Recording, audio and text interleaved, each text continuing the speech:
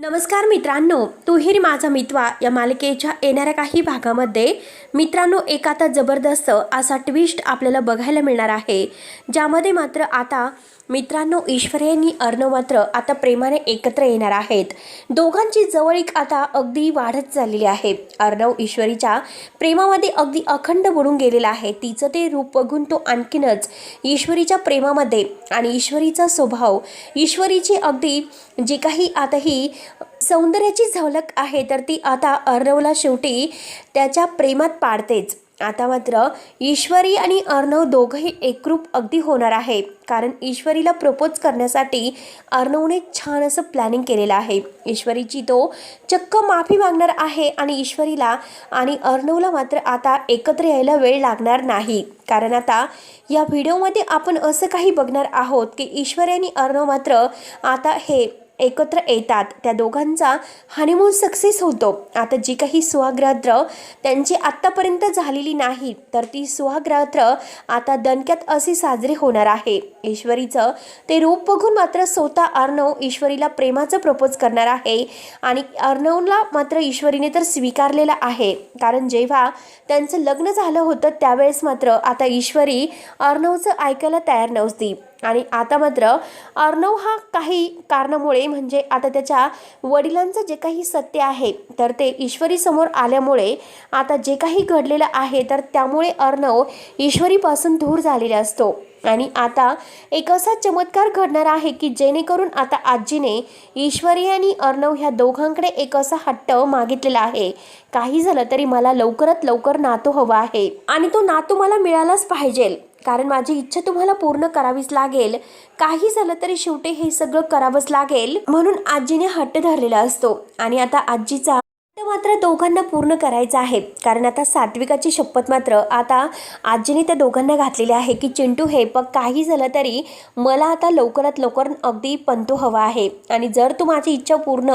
नाही केली तर मात्र मी देवदर्शनाला निघून जाईल आणि लवकरात लवकर या घरामध्ये परत येणार नाही, कारण ईश्वरी खरंच या घराला सांभाळणारी, या घराला जोडून ठेवणारी आणि या घराचं सुखदुःख वाटून घेणारी मुलगी आहेस आणि अशी सून मात्र मला मिळाली की खरंच मी माझं भाग्य समजते।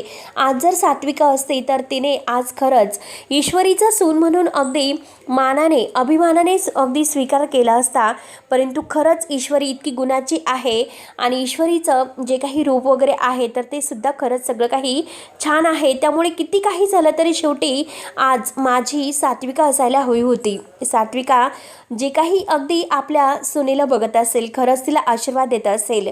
आता हे ऐकून अंजलीचा खूपच जळफळाट होतो। अंजली म्हणते की आजी नको इतकी अगदी घाई करू, कारण हे बघ आई जर असती तर कधीही तिने ईश्वरीला सून म्हणून स्वीकारलं नसतं, कारण ईश्वरी आहेच तशी, कारण मी तिला ओळखले पण तू तिला नाही ओळखले। आजी मात्र आता अंजलीवर चिडते। अंजली रागाने आतमध्ये जाते आणि आतमध्ये गेल्यानंतर मात्र आता अंजलीला राकेश म्हणतो की बघितलंस का, या घरामध्ये कायम तुझा अपमान होतो, परंतु अंजली तू लक्ष देऊ नको, जोपर्यंत आपला हक्क आपल्याला मिळत नाही तोपर्यंत मात्र आपण असंच वागायचं, कुणाचं काही ऐकून घ्यायचंच नाही आणि अंजली शेवटी तू आपल्या बाळासाठी एवढं तर करू शकते। आता हे सर्व काही ऐकल्यानंतर मात्र आता अंजली आणखीनच टेन्शनमध्ये येते, कारण आजीसुद्धा आता त्या ईश्वरीचं कौतुक करते। त्यानंतर मात्र आता इकडे राकेश बाहेर आलेला असतो आणि इकडे रियाने मात्र दादाला फोन करून आता त्या राकेशला हातपाय तोडण्याची धमकी दिलेली आहे। काही झालं तरी तो जो फोटो मी तुम्हाला पाठवला तर त्याचे हातपाय तोडून मात्र त्याला माझ्यासमोर उभं करायचं, त्याला मी नाही सोडणार। रिया सुद्धा आता हे राकेशच्या विरोधात गेलेली आहे। आता इकडे दादाला मात्र अर्णव सुद्धा फोन करतो। अर्णवने फोन केल्यानंतर आता जे काही घडलेलं आहे म्हणजे आता ह्या रियाने जे सांगितलेलं आहे की त्या मुलीने मात्र मला ह्या राकेशचा फोटो पाठविला आणि तो फोटोत मात्र हा राकेशच आहे आणि तीच ती मुलगी आहे की जिने ह्या राकेशचे हातपाय तोडण्याची आम्हाला सुपारी दिली आहे। अर्णव म्हणतो की हे बघा, तुम्ही एक काम करा, अगदी त्या राकेशची जी काही म्हणजे पैशाचा प्रेशर आहे तर तो प्रेशर असं काहीतरी वाढवा की जेणेकरून मात्र आता काही झालं तरी तो पैशासाठी बळी पडेल आणि त्याचं खरं रूप मात्र आता सगळ्यांच्या समोर येईल। तेव्हा मात्र जो फोटो आता ह्या रियाने पाठवलेला आहे. तर दादा त्याला म्हणलेला असतो की आता मात्र त्याला असं काहीतरी गिफ्ट त्याच्या घरी येईल. ते गिफ्ट बघून मात्र आता ते सरप्राईज बघून त्याला इतका धक्का बसेल जेणेकरून तो सर्व काही विसरून जाईल. आता जे रियाचे आणि त्याचे फोटो आहेत तर ते फोटो मात्र आता ह्या दादाने मात्र ह्या राकेशला पाठवलेले असतात.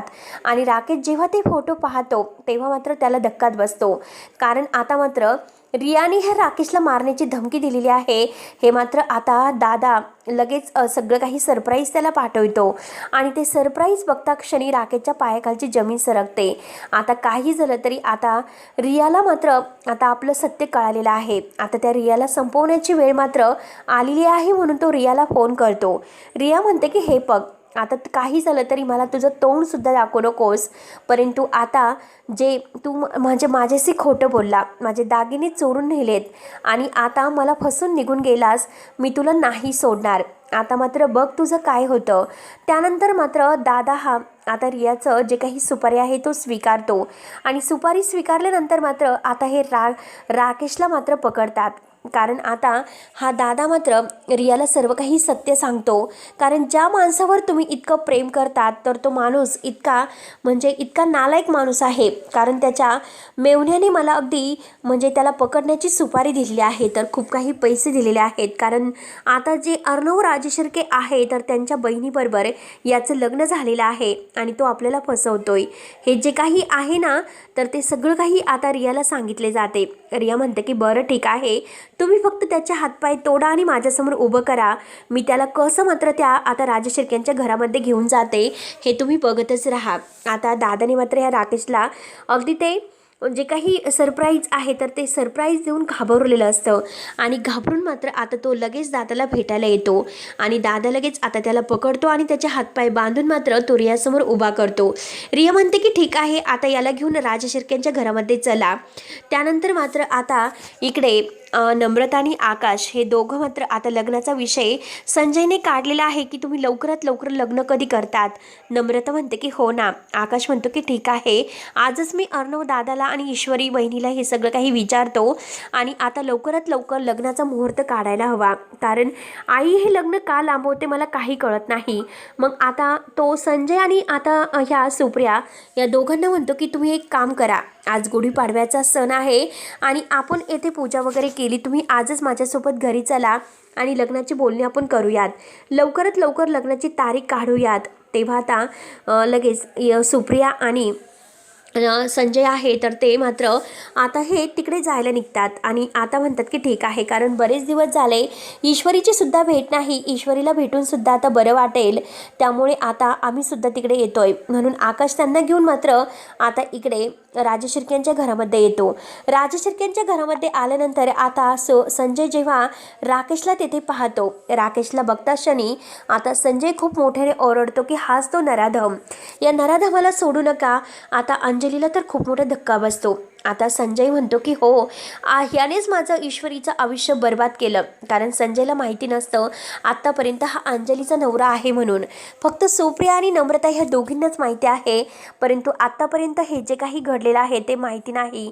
आणि त्याच वेळेस मात्र सुप्रिया वल्लरी तेथेच असते. वल्लरी घाईने आत जाण्याचा प्रयत्न करते, परंतु सुप्रियाचं लक्ष मात्र आता हे इकडे वल्लरीकडे जाते. आणि आता ह्या सत्याचा आणखीनच उलगडा होतो.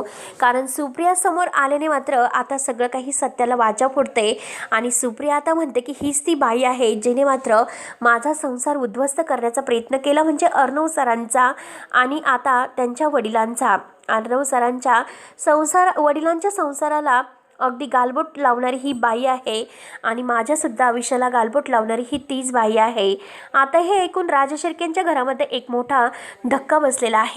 वल्लरी इतकी घाबरते तर वल्लरीची बोलती बंद होते. वल्लरी माफी मागायला सुरुवात करते की प्लीज प्लीज माझं ऐकून घ्या. परंतु आता अर्णव मात्र खूप पेटून उठलेला असतो. अर्णव पुढे येतो. अर्णव म्हणतो की काय झालं मामी, तुम्ही ह्या थराला जाताना मला वाटलं नव्हतं. माझ्या आईबाबांचा संसार तुम्ही मोडला. आता अविनाश मामा अगदी डरकाळी फोडतो. हो, अरे अर्णव, ही बाई दिसते ना तशी साधी नाही, कारण ही बाई कोणत्या थराला जाऊ शकते ही मी ओळखलेलं आहे. आणि त्याच वेळेस आता तेथे रियाही आणि दादा हा रियाला घेऊन तेथे येतो आणि आता ह्या राकेशचे हातपाय बांधून मात्र तेथे त्याला आणलेलं असतं. आता अंजली हे सर्व बघते तर ती सुद्धा शॉक होते. आणि आता या राजशिर्क्यांच्या घरामध्ये मात्र आता एक नाही तर दोन दोन सत्यांचा उलगडा झालेला आहे. आणि असे सत्य मात्र समोर आल्यानंतर आता अर्णव मात्र हा म्हणजे सगळं काही सत्य त्याला माहिती होते. आणि आता ही सुप्रिया म्हणजे सगळं सत्य तर सांगते, परंतु आता ही वल्लरी आकाश आणि नम्रता यांच्या लग्नाला लगेच परवानगी देते. प्लीज मला माफ करा, मला असं काही होईल वाटलं नव्हतं. आता हे सगळं काही झाल्यानंतर मात्र अर्णव ईश्वरीची, सुप्रियाची ह्या सगळ्यांची माफी मागतो आणि अर्णव ईश्वरीला म्हणतो की मला माफ कर, कारण त्यावेळेस तू सत्य सांगत होती त्यावेळेस मी तुझं काही ऐकून न घेता तुझ्यावर वाटेल तसे आरोप केले. आणि आज मात्र तो ईश्वरीवर पूर्णपणे इम्प्रेस झालेला असतो, परंतु आज मामी इतकं काही मोठा धोका देऊ शकेल हे सगळं काही त्याला वाटलेलं नव्हतं, म्हणून तो पूर्णपणे हतबल झालेला आहे. परंतु ईश्वरी ह्या सगळ्यातून मात्र त्याला सावरते.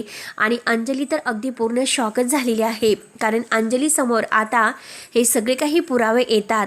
कारण दादाने असे काहीतरी पुरावे पाठवलेले आहे ह्या म्हणजे ह्या राकेशला, की जेणेकरून आता अंजलीसमोर हे सत्य आलेले आहे. आणि त्यात म्हणजे रिया. आता रियाने मात्र असा धमाका करून अंजलीसमोर सर्व सत्य आणलेलं आहे. आणि शेवटी राकेश आणि वल्लरी ह्या दोघींचं सत्य आलेलं आहे. कारण आता हे दोघं किती वाईट थराला जाऊ शकतात याचं मात्र ह्या राजशिर्के कुटुंबाला एक जबर शॉक बसलेला आहे.